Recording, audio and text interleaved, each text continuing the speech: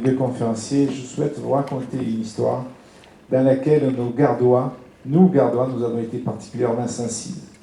Comme vous le savez, toute la Camargue est une aire protégée sous le statut de réserve nationale et surtout de parc national. Dans les années 1970, un promoteur immobilier déposa auprès de l'administration un programme important de construction de villas au lieu dit les Jages de Sauvagine. Pour sa communication, le promoteur eut une idée soi-disant géniale qu'il indiquait sur ses plaquettes. Et sur ces plaquettes, il y avait écrit la mention suivante. Venez chasser et pêcher dans les Jases de la Sauvagine, la plus grande réserve naturelle d'Europe. Évidemment, la chasse et la pêche sont interdites dans les réserves et dans les parcs. Maître Lepage et Maître Hublot se sont intéressés à cette affaire et la procédure se termina par une condamnation à prison ferme que la Cour d'appel leva en prononçant le sursis. Le cabinet d'avocats, je vous en prie, rentrez. Le cabinet d'avocats Hugo Lepage fut le premier cabinet spécialisé dans le droit de l'environnement.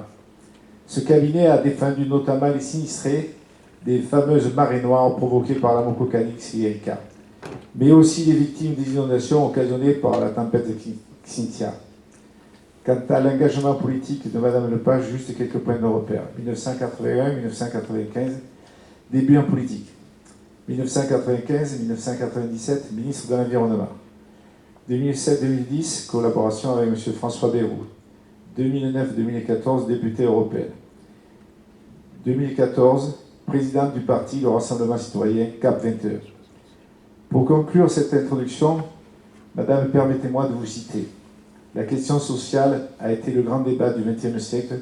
Je pense que la question environnementale sera le grand débat du XXIe siècle.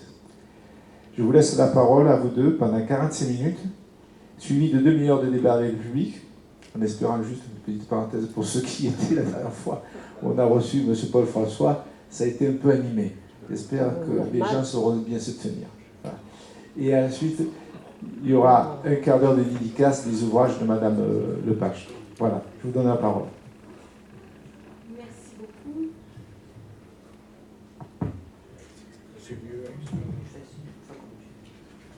Bonsoir, merci beaucoup de nous accueillir parmi vous.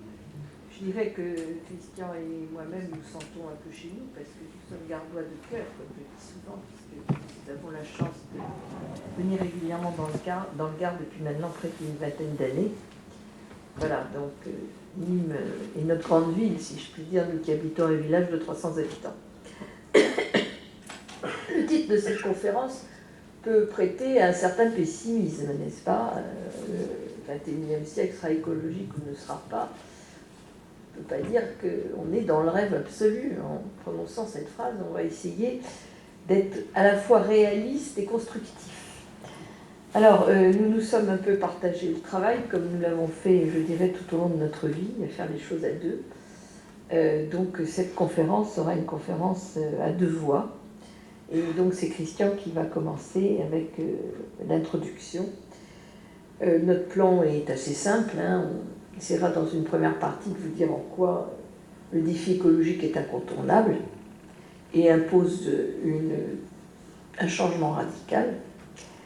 Mais également de vous dire en quoi ceci ne pourra pas se faire en décalage ou sans prendre en considération la crise démocratique et la crise, je dirais, assez générale que nous vivons, et sans reconsidérer les questions d'éthique et les questions culturelles.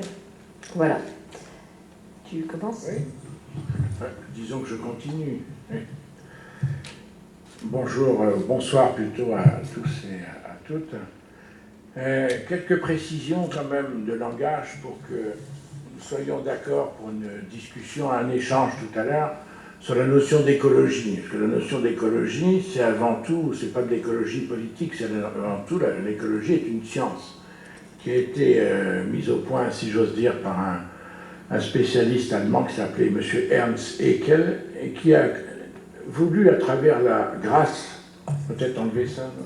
C'est pas très avenant, c'est Yannick Tillarsen.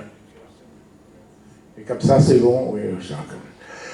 qui a voulu effectivement analyser le monde biologique en étudiant ce qu'on appelle effectivement les biotopes, c'est-à-dire là où il y a de la vie, à proprement parler, les biotopes marins, terrestres, montagnards, etc., et vérifier effectivement la compatibilité de ces biotopes avec ce qu'on appelle les biocénoses, c'est-à-dire le fait d'arriver, d'avoir des milieux très différents, de les faire vivre ensemble. C'est regarder la nature de façon complètement scientifique et complètement technique, si j'ose dire. Bon. L'écologie, elle arrive dans le langage après, dans les années 68-70. Le premier parti écologique a été créé par Brice Lalonde dans les années 76, à peu près, en peu de choses près. Mais l'écologie politique, ce n'est pas l'écologie. L'écologie politique s'inscrit dans le court terme, s'inscrit en général par opposition, et en toute logique d'ailleurs, compte tenu des difficultés que nous avons rencontrées, tous les partis politiques devraient être incontestablement, ils ne peuvent plus ne pas l'être, ils devraient tous être écologistes d'une certaine façon. Il y a différentes déclinaisons de l'écologie. Il y a l'écologie économique. L'écologie, c'est pas tout à fait l'économie verte, mais enfin tu en parleras tout à l'heure. Il y a effectivement, il y a une fiscalité écologique, c'est précis, mais il n'y a pas de droit de l'écologie. Par contre, il y a des branches du droit de l'écologie qu'on appelle le dommage écologique. Ça, c'était une grande victoire de faire admettre par des décisions de justice que quand on cause un dommage au milieu marin, que ce soit dans l'affaire de la Moco-Cadiz ou dans une ancienne affaire qui s'appelle l'affaire des Baux-Rouges de la Montée-d'Issonne, où on a défendu la Corse, où 3000 tonnes par jour d'acide sulfurique étaient déposées devant le lieu de pêche préféré des marins-pêcheurs de Bastia, effectivement, il faut voir si on peut réparer le dommage causé à la mer. Et donc, il y a effectivement la notion de dommage écologique, parce qu'en principe, on disait en droit, mais c'est indirect, ça concerne la nature, ça ne concerne pas les hommes. Non, pas du tout, ça concerne leur avenir.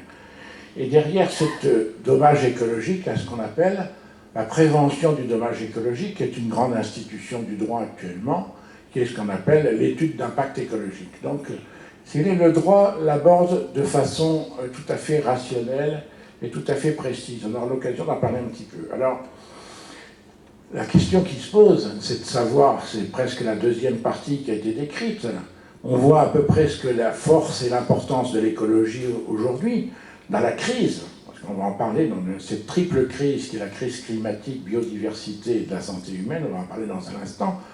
Mais la vraie question qui se pose, c'est de savoir si cette approche scientifique, cette approche systématique par l'écologie, doit être un mètre, soit un mètre pour mesurer, soit un mètre, M-A-I-T-R-E, c'est-à-dire un dominant pour l'avenir, et voir si ça peut être effectivement un objectif unique. Mais en tout cas, ce qu'on peut dire dans l'état actuel des choses, c'est que je ne sais pas si ce devrait être l'écologie intégrale, si j'ose dire, mais en tout cas, ce n'est pas le verdissement. On n'est pas dans la question du verdissement. Donc, on va effectivement vous montrer en deux parties, en deux points, quel est ce défi écologique aujourd'hui. Il est incontournable. Et deuxième point, effectivement, son avenir et la façon, effectivement, de le replacer dans un ensemble.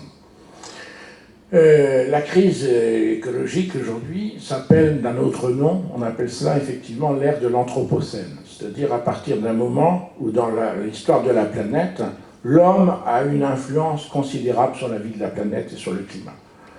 Donc on est tombé effectivement dans une autre logique qui est la dominance de l'activité humaine par son nombre, d'ailleurs par l'ensemble de ses activités. Nous sommes de plus en plus nombreux sur Terre et effectivement cela a des influences complètes et très importante sur la nature. Alors, il y a deux points à vérifier, on va le faire successivement. Moi, je vais vous parler de la dimension du défi, quelle est vraiment l'importance du défi, et deuxièmement, en quoi ce défi met en cause nos modèles, à proprement parler. Alors, il ne faut pas avoir peur de parler un peu, si j'ose dire, de négatif. Bruno Latour, qui est un grand philosophe et qui est quelqu'un qui a travaillé énormément sur cette question-là, dit toujours, n'ayez pas peur de dire ce qui va nous arriver, parce que il faut le dire en profondeur, parce que c'est le seul moyen de le combattre.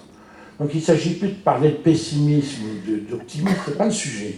Le sujet, c'est quelle est l'importance et l'ampleur de la crise. Alors, en ce qui concerne le climat, vous le savez tous, hein, en principe, j'ai sous les yeux une déclaration de M. Jouzel, prix Nobel, et il dit « Si rien n'est fait pour réduire l'effet de serre », il écrivait simple, en 2015. Lié aux activités humaines, nous irons à la fin de ce siècle vers un réchauffement moyen supérieur à 4 degrés. par rapport à l'ère pré-industrielle qui se poursuivent jusqu'à 8 à 12 degrés en 2300. La dernière fois que le climat a été plus chaud d'environ 4 degrés, c'était il y a 15 millions d'années, avant l'histoire humaine. Et donc la dernière fois que le climat a été plus chaud d'environ 2 degrés, c'était il y a 125 000 ans. En gros, il nous dit les conclusions du GIEC sont les suivantes. 1. Le réchauffement climatique est observé depuis le milieu du XXe siècle. Ça fait un certain temps qu'on le connaît, d'ailleurs, effectivement. On l'a ignoré. Deuxièmement, il conclut de façon nette et précise que l'homme est vraiment à la source de l'essentiel du réchauffement. Et que de nouvelles émissions, effectivement, vont continuer à augmenter le capital des gaz à effet de serre. On en a un stock extraordinaire et la résorption est extrêmement longue. Donc voilà, en gros, ce qu'il en est. Mais ce qui est terrible, et vous le saviez d'ailleurs après la COP21, c'est qu'on se disait on va faire des efforts pour arriver à 1,5 degré, 2 degrés, à peu de choses près, mais la difficulté, c'est qu'on n'est pas en route et que ça ne va pas.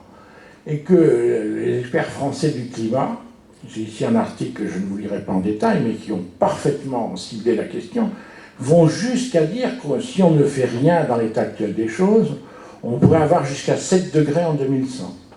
Je ne vous dis pas les conséquences que ça peut avoir. Les conséquences sont extraordinaires, déjà même avec 2, 3, 4 degrés. Parce qu'à partir de 40 degrés de température, l'effet de photosynthèse ne se fabrique plus, à peu de choses près.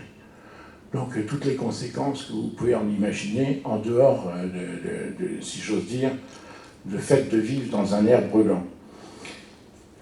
Tout ceci n'est pas sans conséquence sur ce qu'on appelle la biodiversité. C'est un vilain mot, c'est biologie et diversité biologique. Il existe, par rapport pour la biodiversité, des grandes conférences internationales. Il y en aura une l'an prochain en Chine. Et l'organisme de synthèse, l'organisme des scientifiques, qui s'appelle l'IPBES, l'équivalent du GIEC, nous dit que pratiquement des aires terrestres seront dégradées en 2050 et que le renforcement des cultures chutera de 10%. Donc en gros, on est dans une situation de raréfication des surfaces cultivables et de raréfication également des ressources en eau qui va devenir de plus en plus difficile. D'ailleurs, on peut observer que beaucoup de mouvements, en particulier, je dis ça au passage, par exemple la Syrie, les dommages qui sont arrivés en Syrie, les mouvements sociaux viennent en particulier de sécheresse où effectivement les paysans se sont resserrés sur les cités, ce qui a bouleversé effectivement les équilibres. Alors, à proprement parler, si vous voulez, tout ça nécessite des investissements et nécessite des engagements. Mais dans l'état actuel des choses, on vous l'expliquera en détail, on n'y est pas du tout dans les investissements. Et parce que, effectivement, on ne remet pas en cause, comment dirais-je, nos modèles classiques qui font effectivement notre civilisation. Alors je rajouterai juste un petit mot à ce que tu viens de dire, que je partage pleinement, mais on avait dit hier climat, biodiversité et santé. Alors, c'est pour moi. Et ce que je voudrais, je ne vais pas développer outre mesure parce que j'ai beaucoup de choses à vous dire, mais il faut bien comprendre que les trois sont totalement liés. Il n'y a pas d'un côté la biodiversité, d'un côté le climat, d'un côté la santé humaine. C'est pas vrai. Tout ça marche ensemble. Christian le disait tout à l'heure, nous, on n'est pas fait, nous les humains, pour vivre à 40 degrés. Ça ne marche pas. On n'est pas bien. On a connu ça 2-3 fois, 41, 42, 45 cet été. On n'a pas aimé. Ben, imaginez que ce soit courant. L'humain n'est pas fait pour ça. Donc, on n'aura pas probablement la capacité, tout au moins immédiate, d'adaptation. Et par voie de conséquence, il y a l'effet sur la santé humaine est indéniable. Mais même indépendamment de cela, le réchauffement auquel nous assistons déjà, parce que quand on parle de climat, on pense réduire les effets de serre, mais il faut apprendre à penser s'adapter au dérèglement climatique parce qu'on est entré dedans, et c'est très important de dire les deux. Le fait est qu'on a maintenant des bestioles qui se promènent vers chez nous qu'on n'avait pas avant. Le moustique tigre, c'était pas de chez nous, hein. Bon. Donc on a des cas de dengue, de chikungunya et de choses de joyeuseté de cet ordre qui n'étaient pas du tout des pays tempérés. Et lorsqu'on regarde les documents, on voit que maintenant notre région, par exemple, est classée en zone semi-aride, en termes géographiques. On a changé de catégorie. Voilà. Et on peut tous le voir dans nos jardins, sur nos oliviers, avec nos herbes, etc. Enfin, je veux dire que ça se voit. Voilà, donc je voulais lier les trois, et en disant que quand on s'occupe d'un sujet, on s'occupe de l'autre. Si on essaye de protéger les abeilles au hasard, et qu'on lutte contre les produits qui les détruisent, ben en même temps on se porte mieux, et en même temps on améliore la productivité agricole, parce qu'il y a de la pollinisation, voilà. Donc, et en même temps, on évite d'émettre du protoxyde d'azote, lequel est un gaz à effet de serre. Voilà. Donc vous voyez, tout ça est totalement lié. Alors comme le disait Christian, il ne s'agit pas de verdissement. Le grand mot à la mode aujourd'hui, c'est la transition. C'était peut-être le cas il y a 40 ans, 30 ans. Et pour commencer mon propos, je vais vous raconter une petite histoire.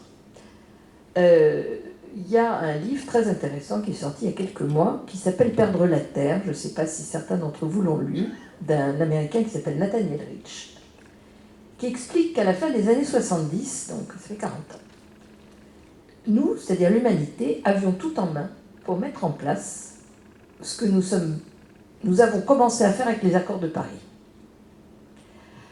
À l'époque, il y avait un président américain qui s'appelait Carter. Les plus âgés qui sont dans la salle se souviennent de lui. C'était le marchand de cacahuètes, mais il était assez sympa et assez écolo.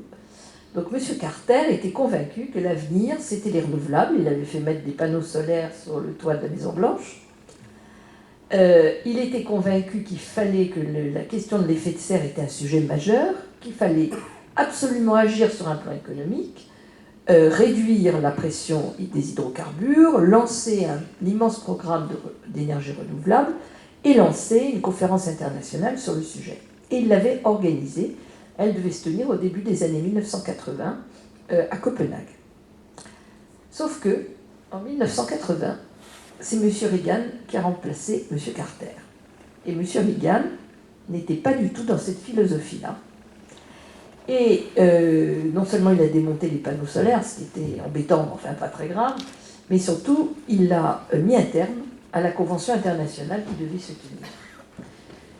Si on imagine un instant, si on avait fait il y a 40 ans, à un moment où ça coûtait beaucoup moins cher, où l'impact climatique était beaucoup plus modeste, des investissements beaucoup moins importants que ce qu'on a à faire, aujourd'hui, on n'en serait pas là où nous en sommes aujourd'hui. On a raté le coche. Et le livre s'appelle « Perdre la Terre ». Donc c'est pour ça que je dis une transition, on pouvait la faire à ce moment-là. Aujourd'hui, on n'a plus le temps de faire une transition. Parce qu'une transition, ça veut dire quoi? Ça veut dire passer d'un état à un autre en prenant le temps qu'il faut pour aller de cet état à l'autre. Ça, on ne peut pas. Le GIEC, il nous a donné des données très claires. Et pour avoir participé il y a une petite semaine à Genève à une conférence avec le secrétaire général du GIEC, je ne puis que vous rapporter ces propos qui sont les suivants. Il dit, nous, au GIEC, on a fini avec les constats. On ne vous fera plus de rapport sur les constats. C'est terminé, vous savez tout ce que vous avez à savoir. Vous savez que si vous n'agissez pas dans les 2 ans, c'est plus de degrés, que si vous n'agissez pas dans les 10 ans, on est parti pour la gloire. Alors, juste un mot, cette histoire de 2 degrés, c'est quelque chose d'important. Pourquoi? Parce que jusqu'à 2 degrés, les scientifiques estiment qu'on peut à peu près maîtriser les choses et qu'on sait à peu près où on va. C'est pas sympathique, mais disons que l'humanité sait à peu près faire. Au-delà de 2 degrés, on ne sait pas où on va. Et donc, on ne sait pas faire. Et la meilleure preuve en est qu'un grand assureur, qui est le patron de Munich Re, a déclaré il y a déjà 3-4 ans « Je ne sais pas assurer un monde où la température dépasse 2 degrés ». C'est-à-dire que tout notre système économique explose si on dépasse les 2 degrés. Sans compter ce qu'on ne sait pas sur un plan scientifique. Exemple.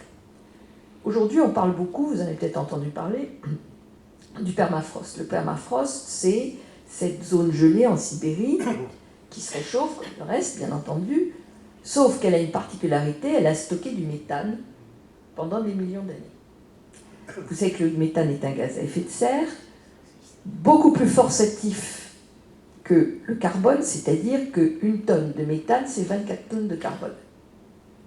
Voilà. On a découvert, mais il n'y a pas très longtemps, il y a 7-8 ans peut-être, que ce permafrost recelait ce méthane, on ne le savait pas, et que le réchauffement risquait d'entraîner une augmentation massive des gaz à effet de serre par le relargage du méthane. On pensait que ça prendrait 20 ou 25 ans. Et bien depuis 2 ans, malheureusement, il y a des cratères énormes qui se sont ouverts en Sibérie, des cratères de 500 mètres, 600 mètres de diamètre, donc ce n'est pas des petits trucs, qui sont des explosions de bulles de méthane. Alors c'est encore limité, mais n'empêche qu'on imagine ce que ça peut donner. Il y a 10 ans, on ne le savait pas. Il y a très certainement des tas de choses qui sont liées au dérèglement climatique qu'aujourd'hui on ne sait pas. Et notamment, je pense à l'océan, qui est, je dirais, notre mère protectrice, mère dans tous les sens du terme, protectrice. Parce que c'est quand même là où aujourd'hui on arrive à stocker le plus de carbone. Si l'océan, pour une raison X, Y, Z, et on commence à en voir des raisons, n'est plus en mesure de rendre ce service gratuit, on ne pourra plus stocker le carbone, c'est-à-dire que les efforts qu'on va faire pour réduire, ils devront encore être beaucoup plus importants que ce qu'on va déjà devoir faire. Voilà, donc les 2 degrés, ça a du sens. Alors, je passe maintenant, je suis un peu longue, donc je me dépêche, sur quelle transition. Alors, j'ai relevé 6 domaines. Alors, je vais aller très très vite, parce qu'il y a une deuxième partie. Donc, il faut qu'on vous parle, et on a 45 minutes, et on a déjà pris 20 minutes sur les 45. Donc, je surveille l'heure. Alors, premier point, je vais commencer par les questions économiques financières. Je parle d'une transformation radicale. On commence avec la comptabilité. C'est pas très sexy, la comptabilité, mais très important. Nous comptons très mal. Nous comptons très mal parce que nous n'intégrons pas dans nos calculs, que ce soit dans les entreprises privées ou en comptabilité publique, tout ce que nous détruisons. Ça compte pour du beurre. Ça ne compte pas. Imaginez par exemple que dans un ménage, quand vous faites vos comptes, ce que vous allez perdre de votre patrimoine ne sera pas pris en compte. Si vous perdez quelque chose d'important, si une partie de votre propriété brûle, etc., tout ça n'entre pas en ligne de compte. On ne parle qu'en termes de flux. Combien j'ai gagné, combien j'ai dépensé. Terminé. Tant qu'on comptera comme ça, il est clair qu'on ne pourra pas avancer intelligemment. Donc il faut changer les méthodes de comptabilité. Ça commence à être fait avec ce qu'on appelle la méthode CARE, que Daniel doit connaître, mais on est au tout début d'une révolution comptable qui est indispensable pour changer notre manière de fixer nos prix. Pourquoi ? Parce qu'aujourd'hui, on a un système de prix qui est si intelligent que moins vous payez cher et plus vous achetez des produits environnementalement et socialement négatifs. Si vous achetez des produits bourrés d'huile de palme au hasard, qui va venir de la déforestation amazonienne, qui va vous coller des acides, des graisses particulièrement peu sympathiques pour le corps, vous allez payer ça beaucoup moins cher que si vous achetez des gâteaux qui sont fabriqués avec notre brave beurre classique, fabriqués dans de bonnes conditions, avec des vaches convenablement élevées, etc., etc. Voilà. Pour cet exemple-là, je peux vous en prendre 150 parce que c'est pour tout la même chose. Donc le premier point, c'est qu'il faut qu'on paye ce que le produit que nous achetons coûte à la collectivité, notamment en matière écologique, aussi en matière sociale, mais en matière écologique. Et donc ça rejoint la question de la comptabilité. Ça, c'est le premier point. Deuxième point, il nous faut une révolution financière. Je commence par ce à quoi vous ne vous attendiez pas, l'économie et la finance. On va venir au reste après. La finance. Alors, de plus en plus, on entend effectivement parler de finance verte, de parler du changement de type d'investissement, il faut aller très vite. Il y a un rapport qui a été publié par la Commission du climat de l'ONU l'année dernière, Commission économique du climat de l'ONU l'année dernière, fait par des anciens présidents de la République, ministres des Finances, tout ce que la planète peut compter de Gotha financiers et économiques, qui sont une trentaine, dans lequel on retrouve Lord Stern qui avait fait ce fameux rapport il y a une dizaine d'années sur l'intérêt qu'il y avait à investir dans la transition climatique plutôt que d'attendre que les choses se passent, un intérêt économique, hein, je ne parle pas du reste. Qu'est-ce qu'il dit? Il dit voilà, on peut investir 94 billions de dollars, ça fait 94 000 milliards de dollars dans les 10 ans qui viennent, et ça permet de changer le système. On peut le faire. Et deuxièmement, c'est financièrement intéressant de le faire. Pourquoi? Parce que le risque qui est attaché à des actifs financiers, notamment pétroliers, qui ne vaudrait plus un clou, pour parler trivialement, dans l'hypothèse où il y aurait effectivement une ruée sur autre chose, qui serait donc le renouvelable et l'efficacité énergétique, ce risque-là représente 12 fois ce qu'étaient les subprimes en 2008. C'est-à-dire qu'il y a un risque financier qui est 12 fois la valeur du risque subprimes de 2008. Et si vous lisez le bouquin que Rifkin vient de sortir, qui s'appelle le New Deal vert mondial, il explique que les fonds de pension américains, qui veillent sur l'intérêt des retraités américains, comme nous le savons tous, sont en train de désinvestir massivement dans tout ce qui est l'économie conventionnelle, parce qu'ils pensent que s'ils continuent, leurs retraités n'auront plus un sou. Voilà. Donc là, il y a quelque chose, il y a un levier extrêmement important pour un changement considérable. Parce que si effectivement les investissements qui sont actuellement, je ne parle même plus du charbon, ça c'est out, pour une large part, hein, mais de tout ce qui est au moins le pétrole, le gaz viendra après, mais au moins le pétrole, et que tout cet argent part sur le renouvelable et les efficacités énergétiques, ça va faire des bouleversements économiques absolument énormes. Ça conduit au point 3, qui est le modèle énergétique. Évidemment, on va changer le modèle énergétique. On assiste là, alors là, pour de vrai, à une révolution, avec des coûts du renouvelable qui ont baissé, notamment dans le solaire, dans des proportions absolument colossales, puisque vous avez eu une baisse de 75% du coût du solaire en 8 ans, 7 ans, et que l'Agence internationale de l'énergie annonce une nouvelle baisse de 75% dans les années qui viennent. Et cette semaine, pour la première fois, il y a eu des appels d'offres, alors je ne sais plus, je crois que c'est au Moyen-Orient, où le prix du kilowattheure est à 1 euro.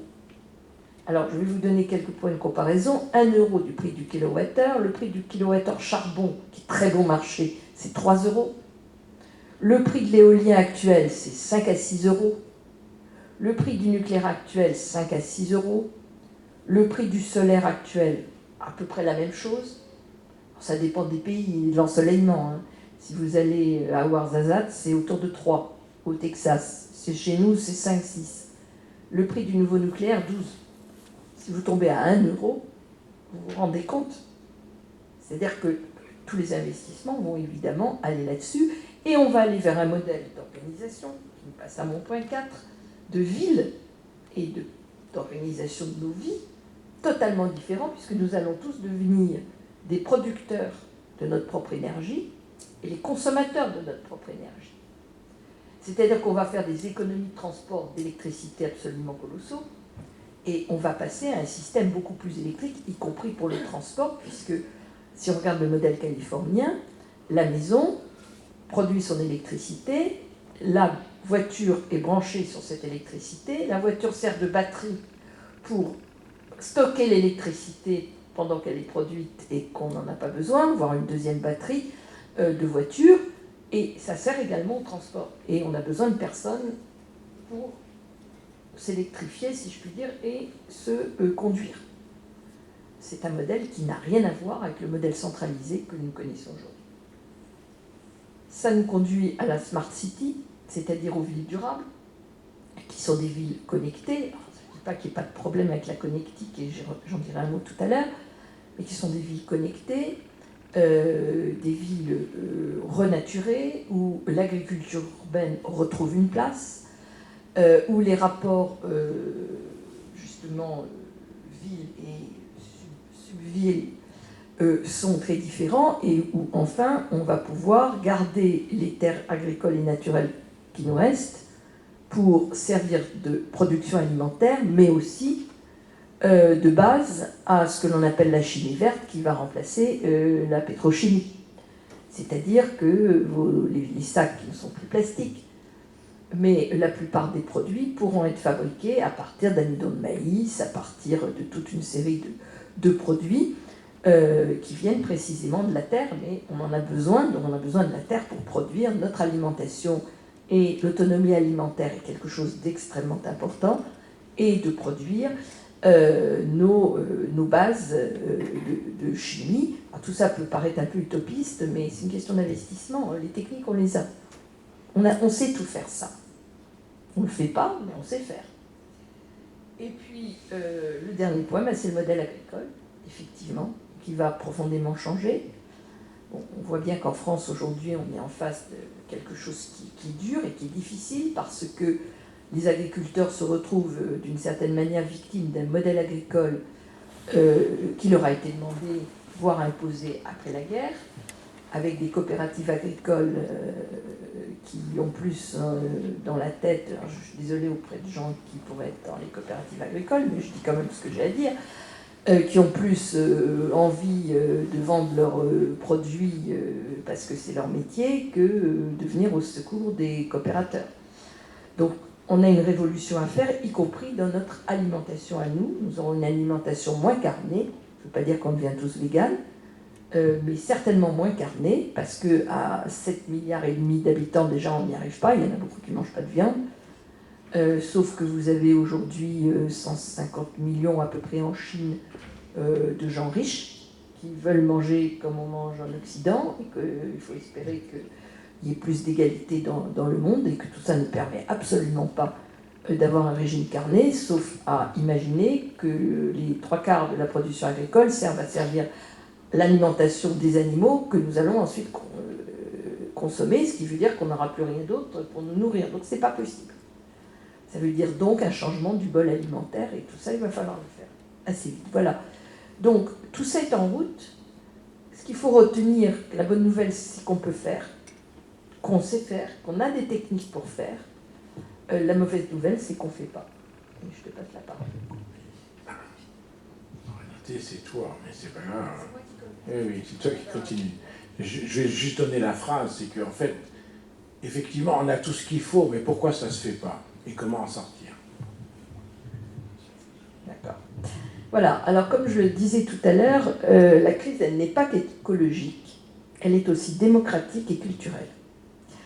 Et on ne résoudra pas nos problèmes si on ne joue pas tout ça ensemble. Comme je disais tout à l'heure, biodiversité, santé, climat, ça marche ensemble. Système démocratique, système culturel et défis écologiques, ça marche ensemble. Alors, pourquoi?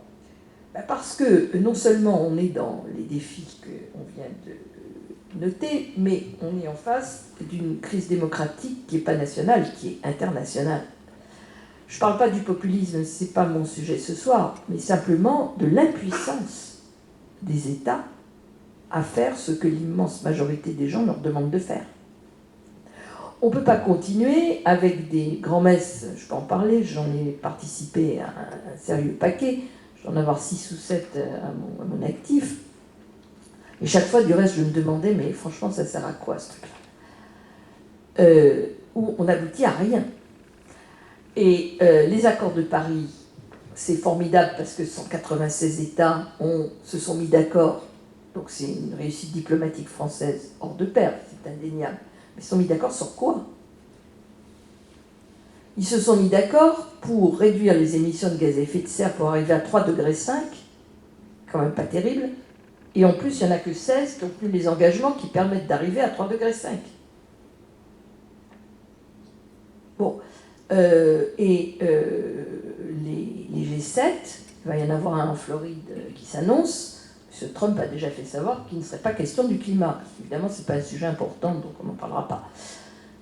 Donc là, on a quand même... On fait comment si les États qui sont, dont l'objet majeur est quand même d'assurer l'intégrité de leur territoire et de leur population, c'est quand même ça le boulot numéro 1 d'un État, dans tous les sens du terme, intégrité, je le prends au sens le plus large, parce qu'il y a aussi un problème d'intégrité territoriale, Christian connaît le sujet mieux que moi, de sécurité nationale, parce qu'on va perdre du territoire. Enfin, je veux dire, tout est impacté.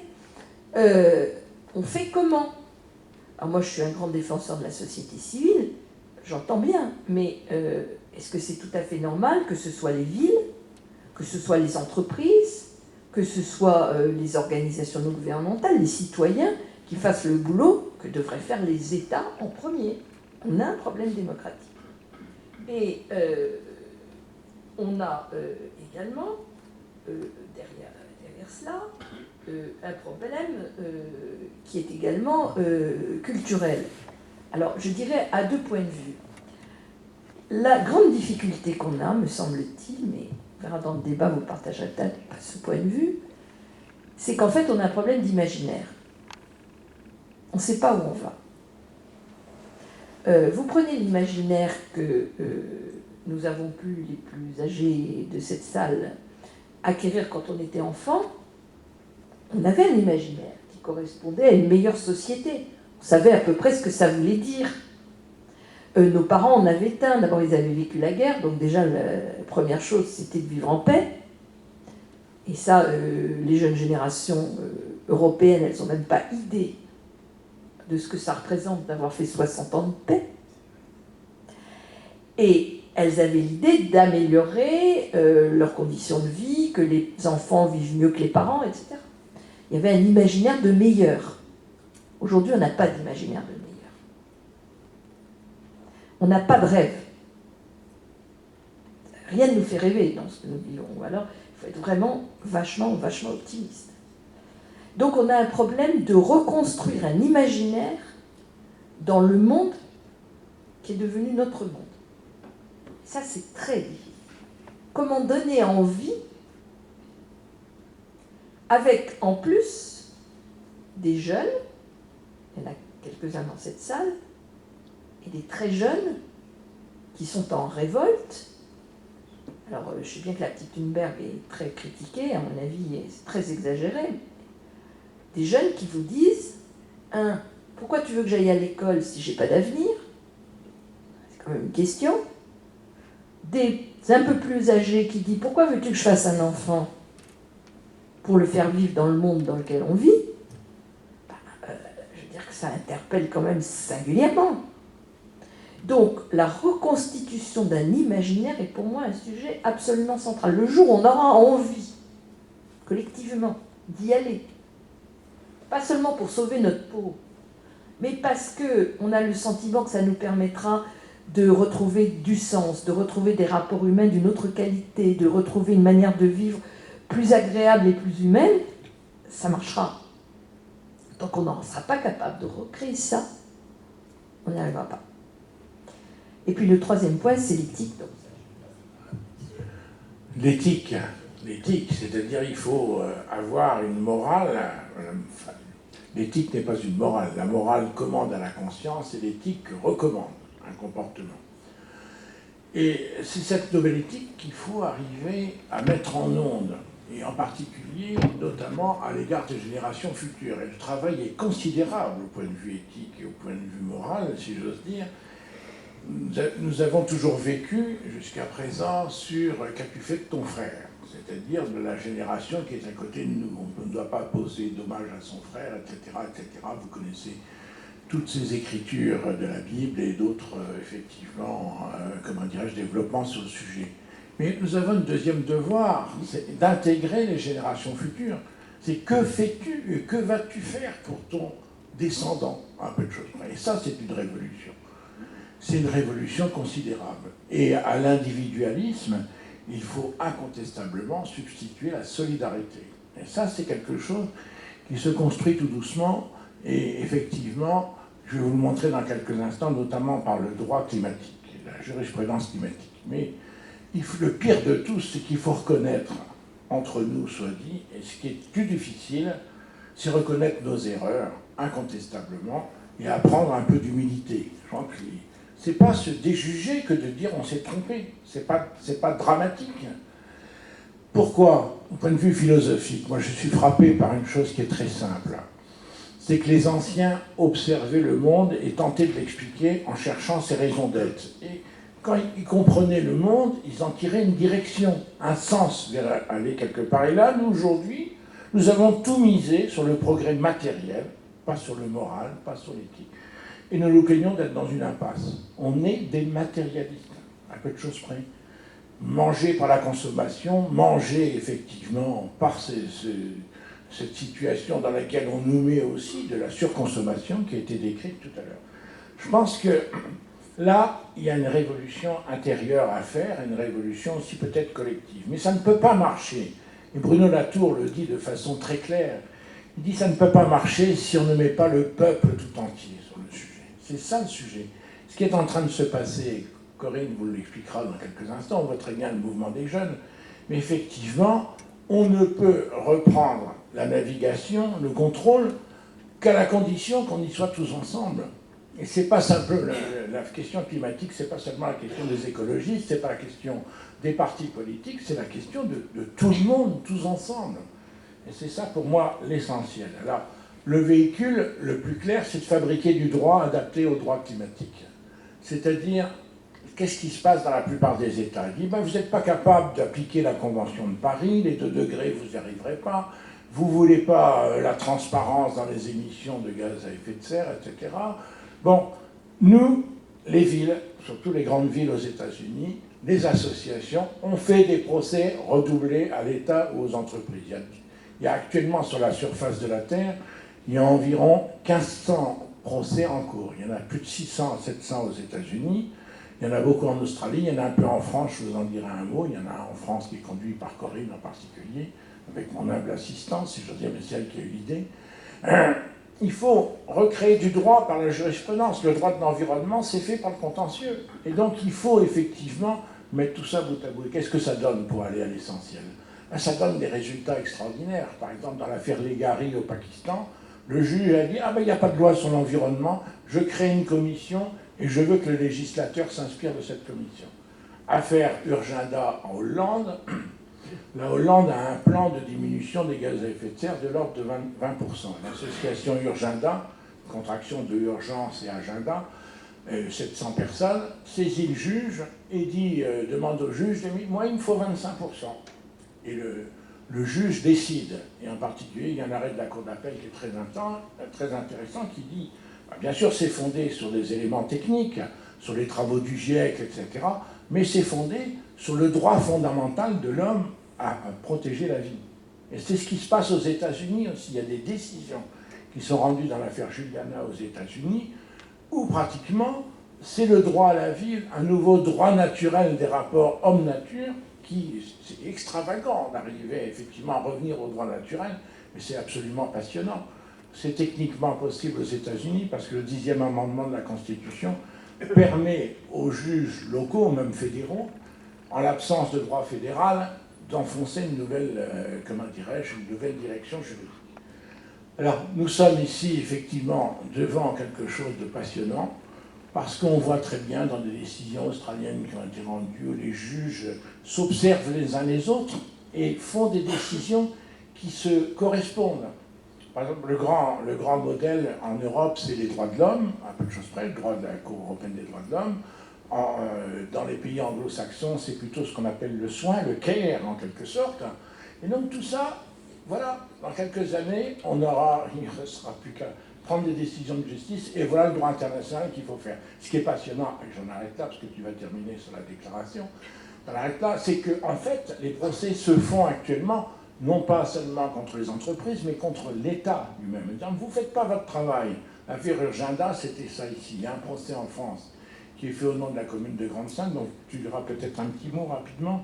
Tu termines sur la Grande-Synthe est une ville à côté de Dunkerque qui est menacée, comme beaucoup de villes du littoral, de disparaître, ou tout au moins d'être singulièrement amputée. Et donc le maire a décidé, il y a maintenant une petite année, après qu'on en ait beaucoup discuté tous les deux, d'engager une procédure pour demander à l'État d'accélérer sa politique de lutte contre le dérèglement climatique, tout simplement parce que la France ne remplit pas ses engagements dans ce domaine. Nous avons une loi qui nous a fixé un budget carbone, on est bien au-dessus. Donc, le minimum, c'est qu'au moins on tienne les engagements qui sont prévus dans la loi, à défaut de faire mieux. Ces engagements ne nous amenant toujours pas à 2 degrés, puisqu'on est tous sur une base de 3,5 degrés. Voilà, donc cette procédure est en cours. On verra ce que le Conseil d'État en dira. Voilà, donc ce que vient de dire Christian, ça rejoint ce que je disais tout à l'heure sur la carence des États. Les gens s'organisent. C'est pour ça que je pense qu'il y a un problème démocratique. Moi, je suis très contente qu'il y ait des juges pour juger ça. Et je suis quand même une vieille républicaine et une vieille démocrate, et je me dis, c'est quand même pas très normal, quoi. Ben oui, mais comme le disait Christian, c'est le droit à la vie. On a le droit de ne pas crever, quoi. Donc, puisque vous ne voulez pas le faire, eh ben, on va prendre nos petites mains et on va le faire nous-mêmes. Et c'est ce qui est en train de se passer. Alors, on assiste à une transformation du droit international qui est fait maintenant, effectivement, par les juges. En Australie, comme le disait Christian, il y a un instant, il y a un juge qui a rendu une décision à propos d'une mine de charbon en s'inspirant de la jurisprudence Urgenda et de la Convention européenne des droits de l'homme. On peut pas dire que ce soit directement applicable en Australie. Bon, il faut quand même beaucoup d'imagination, mais il l'a fait. Voilà. Et donc, on est dans des stratégies, je ne dirais pas de contournement, parce que ce ne serait pas très élégant, mais enfin, c'est un peu ça quand même. Et dans cette logique, donc je terminerai un peu avec ça, il se trouve que la vie a fait que je cherche à promouvoir, et maintenant ça commence à fonctionner très très bien, un texte qui est né en réalité de la préparation de la COP21. Au moment de la préparation de la COP21, le président de la République de l'époque m'a donné une mission pour réfléchir sur ce que pourrait être un texte qui fixe les principes de responsabilité de l'humanité. Et donc, j'ai constitué avec Christian un groupe de travail avec des juristes, avec des ONG, avec des gens de cultures différentes, puisqu'il y avait associé un Américain et un Marocain pour avoir d'autres visions. Et nous avons fait un petit texte qui s'appelle la Déclaration universelle des droits de l'humanité. On pourrait l'appeler des droits et des devoirs de l'humanité, puisque c'est un texte très simple que vous trouverez à la sortie, qui comporte 4 principes, 6 droits et 6 devoirs. Autant de devoirs que de droits. Ce n'est pas un texte qui est uniquement sur les questions environnementales, c'est beaucoup plus large, puisqu'il y a des dispositions sur la paix, il y a des dispositions sur le progrès, la manière de gérer le progrès technologique, et le progrès technologique.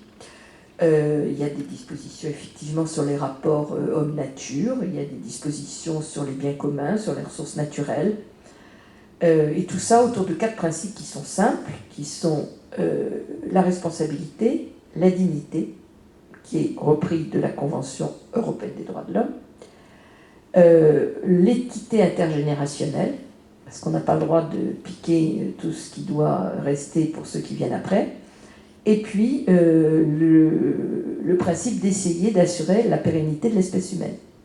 Voilà, donc c'est 4 principes assez basiques. Hein. Voilà. Alors ce texte a connu des débuts qui n'ont pas été très faciles, parce que si le président de la République le soutenait, le Quai d'Orsay ne le soutenait pas du tout. Donc, je dis les choses comme elles sont, donc ça n'a pas été extrêmement simple, et à l'époque, il m'a été demandé de commencer par travailler avec la société civile et de voir après ce qu'on pourrait faire. Et donc, après des débuts qui n'ont pas été très simples, progressivement, ce texte a connu et connaît un succès indéniable. Il est aujourd'hui traduit en 40 langues, 80 ambassadeurs dans le monde. Il est signé par de très grandes villes. C'est Strasbourg qui a commencé puis Paris, mais aujourd'hui beaucoup de villes de ce qu'on appelle le C40 qui regroupe les mégalopoles du monde l'ont signé, comme New York, comme San Francisco, comme Madrid, comme Copenhague, comme Séoul, donc c'est des très très grandes villes. J'aurai l'honneur et la chance dans 15 jours d'être à Durban pour le congrès annuel d'une association qui s'appelle CGLU, qui veut dire Comité Gouvernements Locaux Unis, qui regroupe 240 000 villes, 5 milliards 700 millions de gens qui signent la DDHE, donc ils l'ont déjà approuvé au mois d'avril, mais là on fait une signature un peu officielle, un peu solennelle. De très nombreux barreaux l'ont signé, dans de très nombreux pays, beaucoup de personnalités. Les jeunes nous rejoignent, puisque aujourd'hui j'ai appris qu'Equimetz l'avait signé, donc je suis très contente. Beaucoup d'ONG, y compris ce qu'on appelle les ONG ECOSOC, c'est-à-dire celles qui sont inscrites aux Nations Unies. Il y en a aujourd'hui une soixantaine d'ONG, dont 5 ou 6 ECOSOC. Des entreprises, il y en a une bonne soixantaine, des universités. Voilà, et donc ça commence à vraiment faire boule de neige. Et l'étape suivante, ce sera d'essayer de monter au niveau du dessus. Et donc les parlementaires de la Méditerranée, donc on commence à toucher les institutions publiques étatiques. Hein. L'Association des parlementaires de la Méditerranée l'a signé au mois de juin 2019. Les maires francophones l'a également signé. Et écoutez, j'espère que dans les 2-3 ans qui viennent, on pourra monter à l'échelle des Nations Unies pour obtenir une signature, un soutien de l'Assemblée Générale des Nations Unies. Alors certes, c'est du droit mou, ce n'est pas une convention internationale, ce n'est qu'une déclaration, mais dans le cas de la transformation que nous vivons, ce droit mou devient du droit au sens propre du terme, parce qu'il devient d'abord de la coutume internationale, et puis progressivement, les gens s'en emparent, l'utilisent, et ça se retrouve dans des décisions de justice. Le GIEC, normalement, devrait l'inscrire dans les principes, les fondamentaux du droit. Le Conseil économique et social européen l'a déjà fait. Voilà. Donc, on avance comme ça. C'est une aventure absolument incroyable. Mais cela montre, je terminerai là-dessus, qu'on peut quand même être un peu positif. On peut être constructif. C'est vrai qu'on est dans une très grande difficulté. Mais de s'investir pour essayer de faire avancer les choses, d'éviter qu'on arrive à des situations irréversibles, c'est aussi une manière de créer du sens et de créer de la confiance. Et en fait, je terminerai par les propos que j'avais il y a un instant sur l'imaginaire et le sens. Cela permet précisément d'aller dans cette direction et de montrer que, bien d'imaginer qu'il puisse y avoir des droits et des devoirs de l'humanité, c'est quand même une utopie absolument formidable. On a vécu sur les droits de l'homme, qui sont absolument indispensables, mais qui sont individuels. Là, on est sur la reconnaissance d'une humanité au sens collectif du terme, c'est-à-dire d'un partage d'une maison commune dont on n'a pas envie. Elle va tenir, hein, c'est pas le problème. J'entends tout le temps dire la planète, elle s'en fiche. Hein. C'est pas la planète, c'est nous qui sommes en cause. Qui va permettre précisément de garder une vie durable, viable et si possible souhaitable sur cette belle planète bleue qui est la nôtre, et de faire en sorte, comme le disait le secrétaire général de l'ONU, du GIEC auquel je fais allusion tout à l'heure, il faut que climate change devienne climate chance. Merci.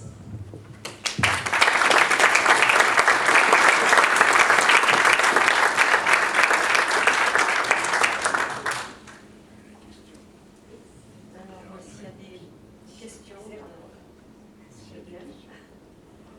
le premier. Ah, il marche pas. Là, bon. Le premier, c'est toujours le plus dur. Après, c'est. On passe au deuxième tout de suite. Oui, on passe au deuxième. Vous avez raison. Bonsoir, Bruno Lebeau du collectif citoyen écologiste de Vauvert. Alors, j'ai retenu une chose qui m'a plu. Vous avez parlé d'imaginaire et de rêve. Nous sommes en octobre 2019. En octobre 2020, vous viendrez à Vauvert. Voilà. Et vous verrez que le rêve, on a commencé à le construire. L'imaginaire, on a commencé à le construire. Parce qu'on pense là-bas, on va penser là-bas la ville du XXIe siècle, le coopératif, l'associatif, l'écologique. Et j'ai entendu smart et je réponds small. C'est-à-dire effectivement, nous allons miser, parce que nous sommes une commune semi-rurale, semi-urbaine, sur nos petits commerçants, nos petits artisans, nos petites entreprises, nos petits agriculteurs, nos petits viticulteurs. C'est ce rêve qu'on va construire ensemble dans le coopératif, l'associatif, dans le lien social, dans la construction d'un autre modèle de société qui soit effectivement le rêve de demain. Et ça, on va le construire au quotidien, on va le construire avec les habitants. C'est une belle utopie qu'on est en train de construire là-bas. Et dans un an, quand vous viendrez à Vauvert, on vous y accueillera avec plaisir, vous verrez que cet imaginaire, il commence à se construire.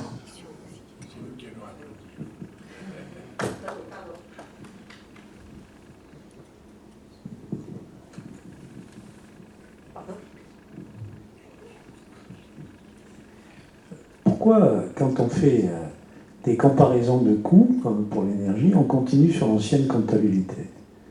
Pourquoi, quand on décide de la légalité des prix, on ne fait pas une comptabilité exacte? Quand j'achète sur Internet, il n'y a pas le prix. C'est-à-dire qu'on dit toujours qu'il ne faut jamais vendre en dessous du prix de revient. Hein, c'est légal. Ben, c'est faux pour tout Amazon. Et il ne peut pas y avoir d'imaginaire là-dedans. Et ce qu'il y a, c'est que c'est destructif de tout. Et deuxième chose, c'est que l'imaginaire, c'est pas simplement un imaginaire humain, c'est aussi le fait de rétablir le lien du vivant, c'est-à-dire que le gosse qui est dans les écoles, on arrête de le confronter à l'asphalte, mais à des arbres. Qu'on rétablisse, comme les sociétés animistes du départ, des relations avec les animaux, les arbres, etc. Et aujourd'hui même, je crains que quand on essaie d'avoir un imaginaire de société aujourd'hui, on les oublie encore. Or, la nature même du sacré, la nature même de l'imaginaire qu'on peut dégager, ne peut pas se faire sans eux. Et je trouve qu'ils sont beaucoup trop à la traîne. Alors, il y a deux questions dans ta question. Je commencerai par la deuxième. La question de la personnalité de la nature est une question qui se pose de plus en plus. Lorsqu'on a écrit la déclaration, on s'est évidemment posé cette question. On s'est dit, à l'époque, ça a été écrit en 2015, donc il y a 4 ans déjà. Si on met une personnalité morale à la nature, personne ne signera ça. C'est trop compliqué. Et surtout, qui va être la personne physique ou morale pour représenter la personne morale nature? Quand on sait qu'au niveau onusien, par exemple, on n'est pas capable d'avoir une organisation mondiale de l'environnement, puisqu'on n'a qu'un programme des Nations Unies pour l'environnement, vous avez une organisation mondiale pour la météo, vous l'avez pour la santé, vous l'avez pour l'agriculture, l'alimentation, vous l'avez pour tout ce que vous voulez, mais pas pour l'environnement, ce n'est qu'un programme. Voilà. Donc c'est pour vous dire comment, au niveau des États des Nations Unies, on voit le sujet. On s'est dit, c'est pas la peine. Alors on a écrit autre chose. On a écrit un article 5 qui dit « L'humanité, comme l'ensemble des espèces vivantes, a droit de vivre dans un environnement sain et écologiquement soutenable. » Et ensuite, on a écrit, article 11, « Les générations présentes ont le devoir d'assurer le respect des droits de l'humanité comme celui de l'ensemble des espèces vivantes. » Voilà, c'est comme ça qu'on a pris le sujet, de manière à, sans reconnaître la personnalité morale, de reconnaître l'importance qu'il y avait à maintenir le droit à la vie des espèces vivantes, parce que nous avons un tout, et que de toute façon on voit très bien que quand on détruit de la biodiversité, parce que Christian n'est pas rentré dans le détail, mais on est à 40% des insectes, 35% des oiseaux, enfin c'est une hécatombe. Au bout de la ligne, c'est quand même l'espèce humaine qui est derrière. Donc même pour ceux qui ne sont pas très sensibles à la question animale, pourquoi pas, le simple intérêt personnel impose de regarder les choses un peu différemment. Alors ensuite, ta première question, pourquoi ? Parce que jusqu'à présent, je dirais que la technostructure économico-financière n'y voyait pas son intérêt. Si on va vers un changement de paradigme en termes financiers, comme on peut espérer qu'il va se produire, je pense que les choses vont être différentes. Et l'accélération des phénomènes liés au dérèglement climatique auquel nous assistons dans tous les pays du monde. J'ouvre une parenthèse, vous ne le savez peut-être pas, mais peut-être vous le savez. L'Indonésie est le premier pays au monde à devoir déplacer sa capitale. Bon. Et il y en aura d'autres. Donc ce n'est pas un problème de pays riches versus les pays du Sud ont plus intéressant à faire. Ce n'est pas vrai du tout. C'est absurde. Tous les pays sont concernés. Le Bangladesh sera probablement un des premiers à disparaître, après les petites îles Saint-Vincent, Vanuatu et consorts. Voilà, je pense que tout ça va conduire en fait à accélérer, enfin j'espère, les processus. Puis il y a une telle pression des jeunes dans tous les pays, et même les gens les plus, je dirais, conservateurs ou allergiques à ce type de sujet, quand leurs gamins viennent leur dire dis donc, qu'est-ce qui va m'arriver à moi ? Un père ou une mère, il ne peut pas ne pas être sensible à ça et se poser des questions qu'il n'a pas voulu se poser jusque-là. Voilà, donc je pense que on traîne, c'est vrai, mais je sens qu'au niveau des sociétés, les choses bougent quand même maintenant de manière un peu accélérée. Oui. Merci. William Clapier, éco-humaniste de cœur, engagé dans le collectif Citoyens pour le climat et d'autres démarches. Donc j'ai apprécié votre communication en duo, notamment par rapport à la nécessité de recréer un imaginaire. Je pense à la phrase de Serge Latouche, décoloniser l'imaginaire. Donc c'est avant tout, en concomitance avec le collectif, un travail vraiment intérieur. N'hésitons pas à employer, comme il y a un article Bertrand, une révolution spirituelle. Donc l'éthique est basée sur ce fond. Il ne faut pas du tout...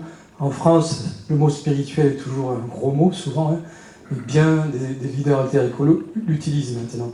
Et il faut le faire d'une manière décomplexée et de manière concomitante.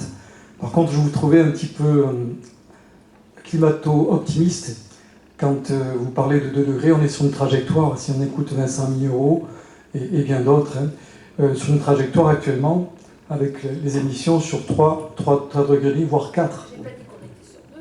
Ah oui, d'accord. J'ai quand même rappelé que Paris, on était sur 3,5 et qu'on n'était même pas capable de le faire. Bon, alors j'ai... Oui. Non, je ne suis pas optimiste. Non, mon optimisme était plutôt sur le fait que les gens se réveillent, plus que sur les résultats pour le moment. 1,5 degré, je pense qu'on peut totalement oublier. Oui, ça c'est plié. C'est fichu. On est déjà à 1,1 degré, actuellement. Et on voit déjà les dégâts que ça fait quand même. Donc 1,5 degré, c'est fichu, sachant que chaque année, on augmente encore par rapport à l'année précédente. On n'est même pas capable aujourd'hui de stabiliser ce qu'on fait. C'est ça. Donc en fait, il y avait deux points que je voulais partager. C'est la résistance. On vient d'apprendre par Mediapart le travail de lobbying à Bruxelles de tous les gros les pétroliers, plus d'autres. 250 millions d'euros ont été arrosés sur les décideurs politiques pour ralentir, infléchir toutes les décisions de la COP21. Je vous renvoie à Mediapart.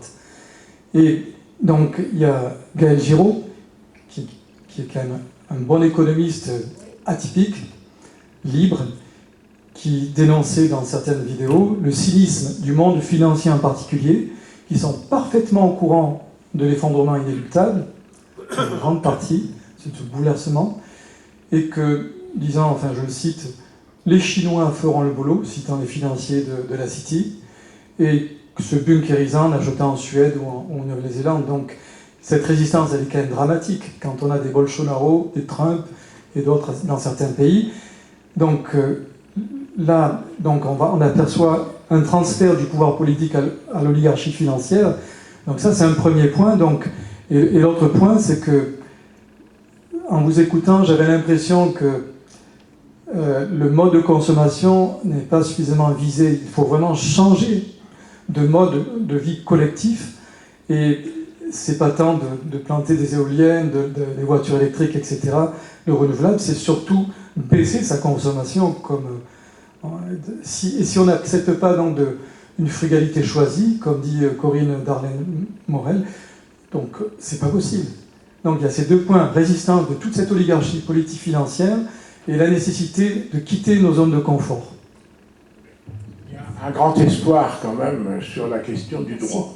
J'ai lu toutes les assignations qui ont été faites par la Californie, une vingtaine de villes de Californie, contre les grands pétroliers.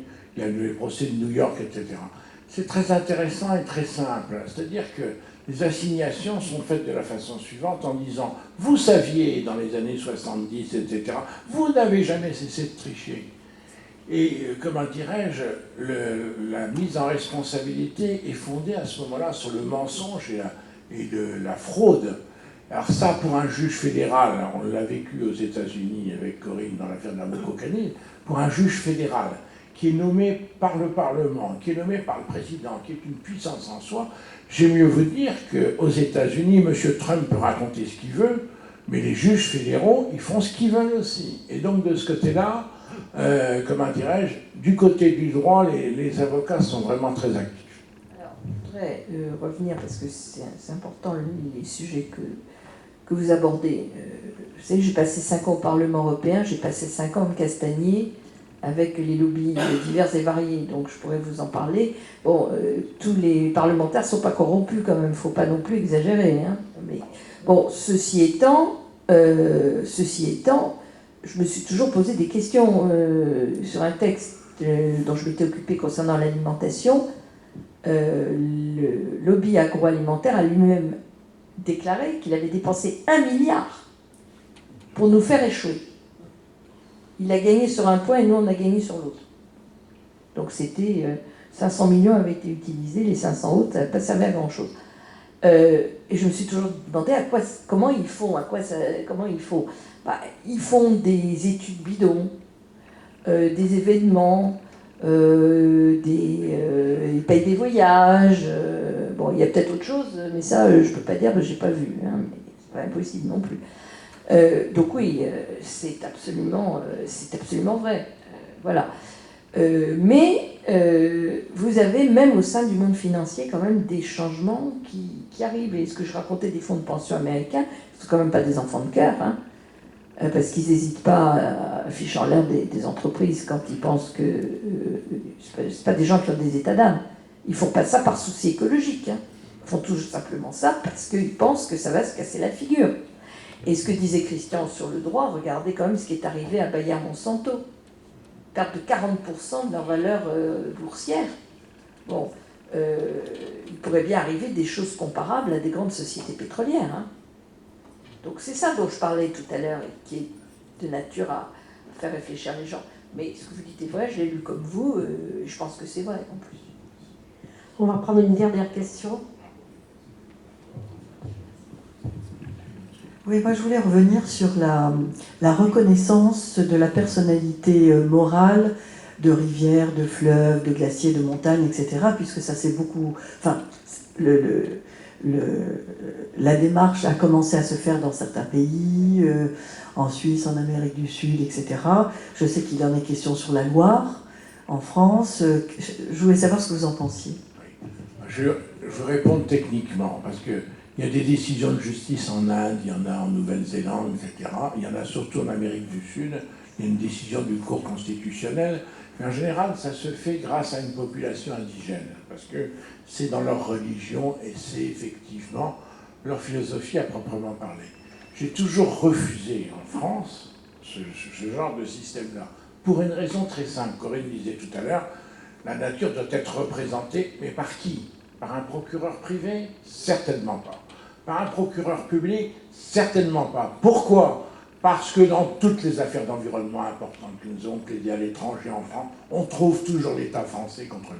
Le pire de mes adversaires dans l'affaire de la Cocadis, c'était l'État français. Ils ne voulaient pas que les Bretons plaisent aux États-Unis sans la permission de l'État, etc. Parce que l'État est assureur, l'État est producteur, il vit au jour le jour, etc. Amener ça chez nous, c'est pratiquement arriver à zéro. Parce que par exemple, dans l'affaire de l'Erika, sur les dommages écologiques, c'est nous qui les avons demandé pour les communes et pour les particuliers, les pêcheurs à pied, etc. Vous croyez que l'État français qui a fait le procès a demandé quelque chose? Zéro. Donc voyez-vous, c'est une question d'adaptation culturelle et d'adaptation au milieu juridique.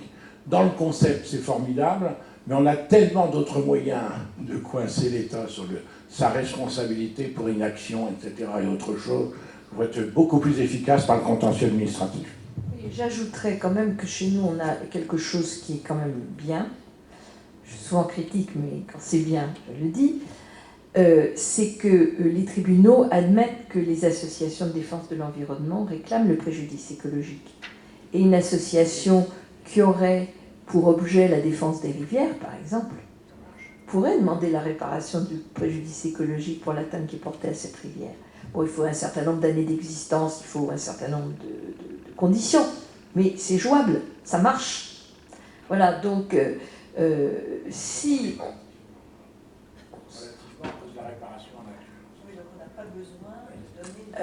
moi, je partage l'avis de Christian. C'est vrai que chaque fois qu'on se bat pour l'environnement, on se retrouve toujours avec l'État contre nous. Toujours, toujours, toujours. J'ai pas un cas dans la tête où ça n'a pas été le cas.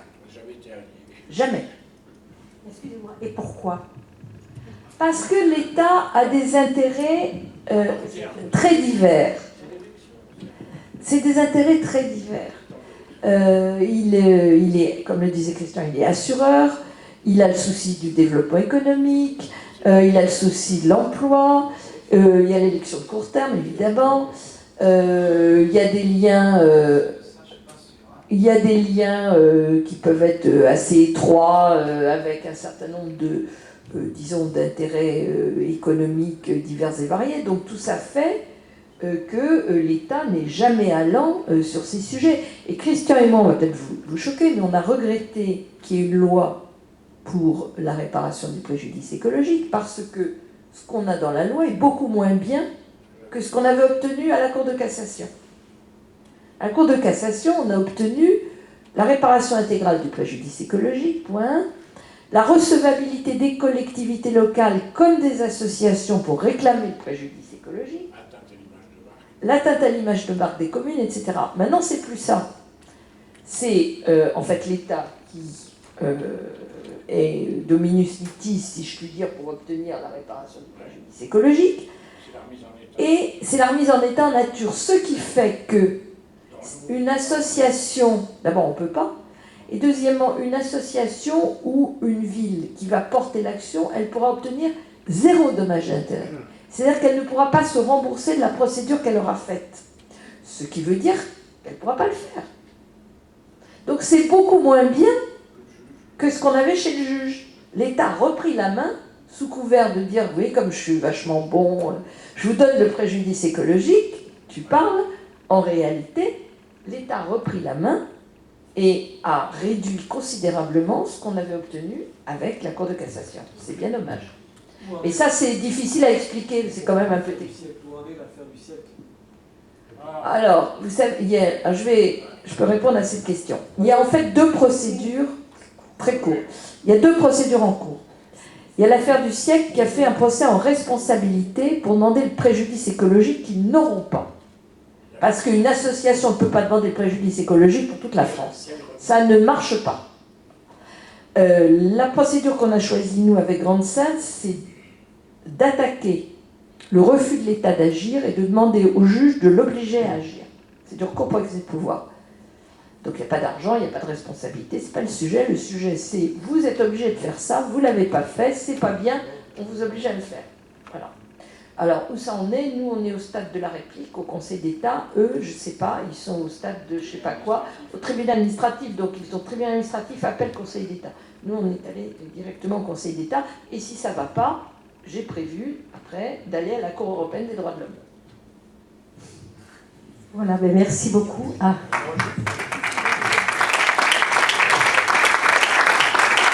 Juste une question, je reviens. Vous parliez, Corinne, de l'État français. Mais comment ça se passe dans d'autres pays? Est-ce que l'État français est une exception, oui ou non? Non, c'est dans les États, c'est pareil. Pratiquement dans les États européens, c'est le même problème en Suisse, même problème en Belgique. Il y a un État quand même, il se passe des trucs. En Allemagne, Quand même en Allemagne. En Allemagne, ils sont arrivés à bloquer beaucoup de choses. C'est un État fédéral. En Autriche, l'Autriche, on sait les problèmes qu'ils peuvent avoir, mais n'empêche que sur ce sujet-là, ils sont quand même très en avance. C'est des États fédéraux. C'est des États fédéraux, c'est pas la même chose. Et en Suisse, ils ont quand même quelque chose de très bien, c'est les votations. Ça, c'est quand même vraiment très très bien. Et là, j'étais en Suisse il y a 8 jours, j'étais à Genève. Ils ont mis en route une votation, alors je sais